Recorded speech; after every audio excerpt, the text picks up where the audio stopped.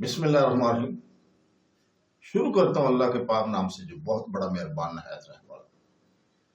دوستوں، بہنوں، بھائیوں، بزرگوں، دیکھتی آنکھوں اور سنتے کانوں، السلام علیکم۔ آج کی ہم اس اسلامی خواتین کی علماء، صوفیہ کرام، ثقافتی ورثے، اسلامی فلسفے، اسلامی تصوف اور تاریخی خواتین کی شخصیات کی معلوماتی سیریز کی ویڈیو میں آج ہم سیدہ آمنہ حیدر الصدر کی سیرت اور ان کے مزار کی تاریخ کو بیان کر رہے ہیں۔ دوستوں، بہنوں، بھائیوں، بزرگوں، سیدہ آمنہ حیدر الصدر جو اپنے کلمی نام بنت الہدی صدر کے نام سے بھی مشہور ہے، وہ قازوینیہ بغداد میں ایت اللہ العظیمی کے ممتاز شیعہ علمی خاندان میں پیدا ہوئی۔ ان کے والد کا انتقال اس وقت ہوا جب وہ محض ایک شیر خوار بچی تھی۔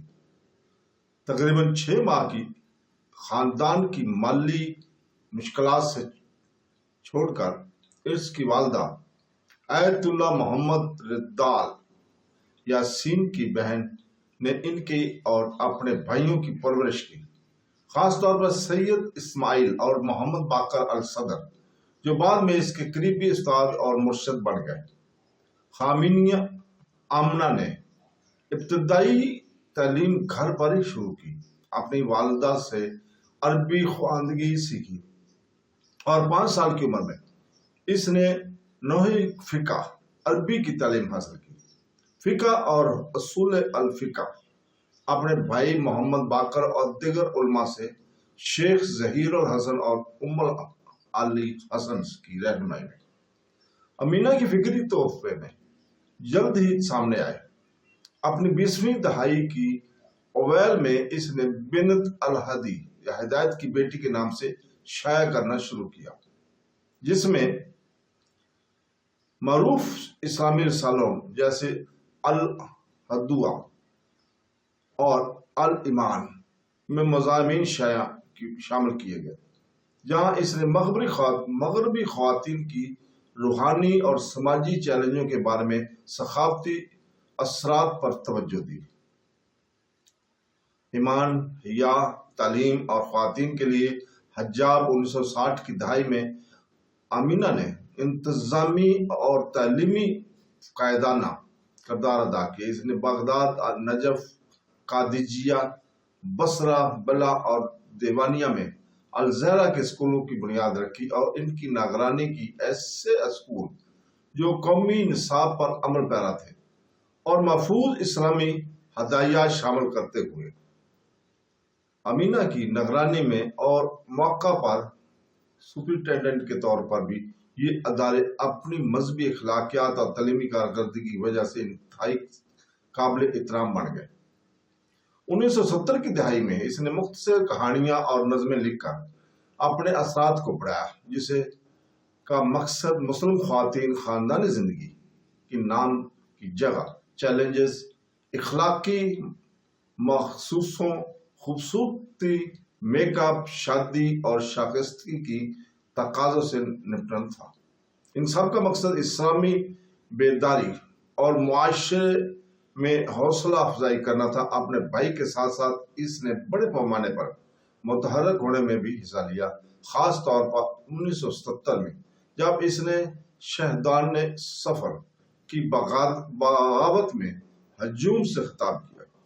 حکومتی ظلم و ستم اور اپنے بھائی محمد باقر الصدر کی گرفتاری کے بعد خلاف مظاہروں کا مطالبہ کیا۔ ان کی دلرانہ قیادت جون 1979 میں اس وقت عروج پر تھی جب اس کی بھائی کو صدام حسین کی حکومت نے گرفتار کر لیا۔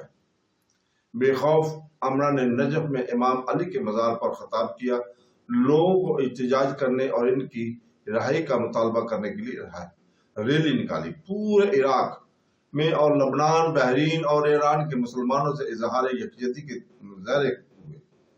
کئی دنوں کے وحشیانہ تشدد کے بعد انہوں نے 9 اپریل 1980 جمعہ اول 23/1400 ہجری کو پھانسی دے دی گئی۔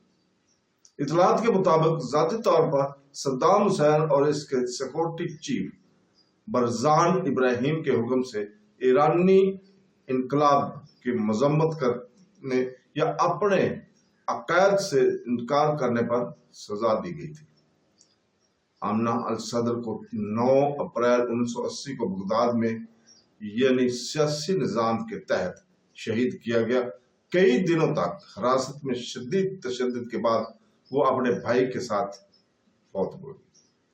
سرکاری غسل کے ریکارڈ نے ان کی لاش واپس نہیں کی۔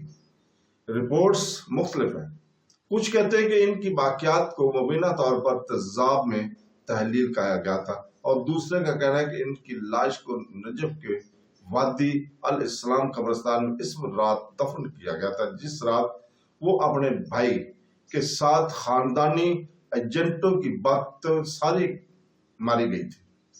مزار کا رسمی ڈھانچہ یا مقبرہ خاص طور پر ان کے لیے وقف ہے، اس کی بجائے وادی الاسلام کے اندر ان کی تدفین کی جگہ ان کی میراث کے مداحوں اور پیروکاروں کے لیے ایک کسی بھی رسم زیارت گاہ بن گئی ہے۔ یہ عقیدت مند اکثر امام علی کے مزار پر جاتے ہیں، خاص طور پر 9 اپریل کو، خاص طور پر عید کے موقع پر اس کے اعزاز میں پائے جاتے ہیں۔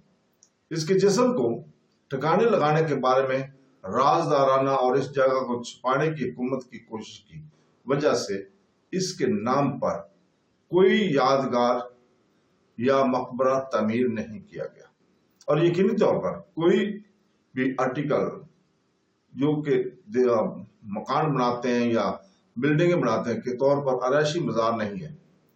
اس کی یادیں بنیادی طور پر ان کی تحریروں، تعلیمی اداروں، خواتین کے رسالوں اور اس کے اسلام کے اندر اس کے اگرچہ عظیم ان فن تعمیر سے اس نشان زد کیا ہے۔ بہت سے لوگ شناختی لحاظ سے روحانی طور پر ایک مزار سمجھتے ہیں۔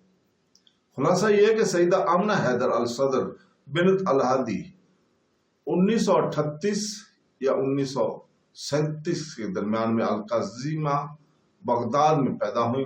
وہ ایک شوقین معلم، مصنفہ اور رہنما تھی۔ اسکول قائم کرتی تھیں، اسلامی رسالوں کے لیے لکھتی تھیں اور ادب اور سرگرمی کے ذریعے خواتین کو متاثر کرتی تھی۔ 9 اپریل 1980 کو بغداد میں گرفتار اور پھانسی دے دی گئی۔ اسے اپنے بھائی کے ساتھ وادی اسلام نجف میں نہایت احتیاط کے ساتھ دفن کیا گیا تھا۔ اس کے نام پر کوئی رسمی مزار نہیں پایا گیا ہے۔